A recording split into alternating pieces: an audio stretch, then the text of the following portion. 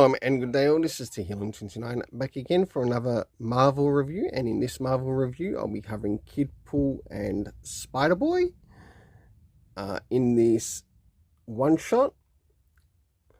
So starting off with first things first, does this cover in any way, shape or form connect to something that is happening inside with the story? Sure enough it does, to which I give it a 7.5 out of 10.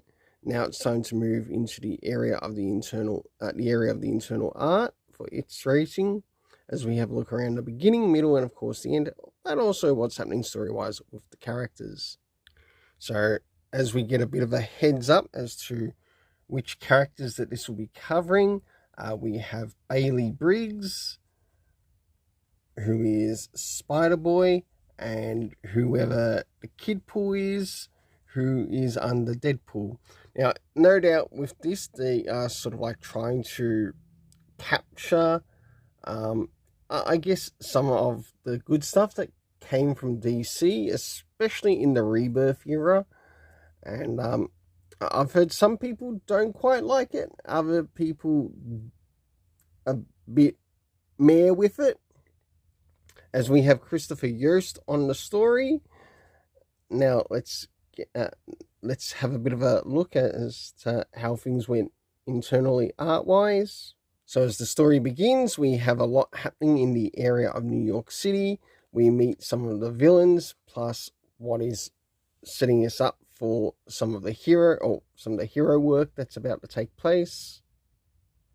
As we jump towards the middle of the story, we finally get to see both Deadpool and also Spider-Man helping both Kidpool and Spider-Boy out in one of the situations that take place.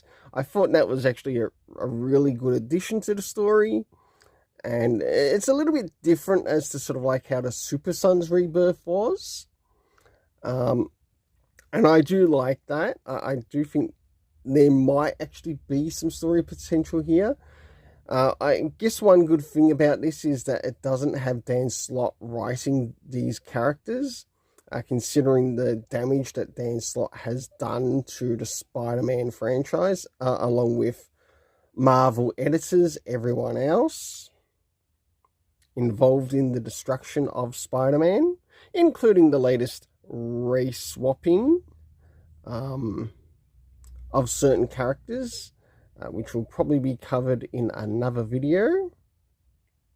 Now, just a little bit before we move towards the end, we get quite a number of interludes as well within the story, to which we get to see like some background around some of the certain characters that make an appearance in the story, including Bailey Briggs himself, as well as the person who is the character of Kidpool. I don't care that the character's female, but I did actually enjoy the interaction. Drawing closer to the end, we finally get to see the team up of Kidpool and Spiderboy. And last but not least, at the end of it, to which we get to see sort of like the last interactions between these characters within this one shot. For the internal art, I give it a 7 out of 10. It did have like quite a bit of action in that, and you can certainly see that they did do their best to try to cover as much as possible in this one shot. And not only that, also including the action that was going to take place, the interactions with other characters, along with everything else. Next is for the overall story rating, it's for the overall art rating, it's a 7 out of 10. So moving into the area of the story, do we have anything in relation to the area of time? And sure enough, we do. We had 20 years ago, now was used in a number of places, later was used in a number of places, 10 years ago and 5 years ago were also brought up within the story. The locations that we got to see within the story were New York City, Central Park, and one other place, which I have written terribly. I think it's called the Raptor or something. The cast of characters that we got to see within the character was Spiderboy, Kidpool, villain known as the Owl.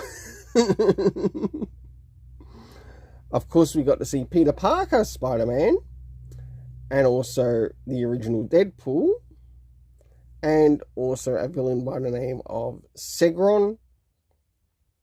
For the overall story rating, I give it a 7 out of 10. Until then, let's keep it colourful and have yourself an awesome day.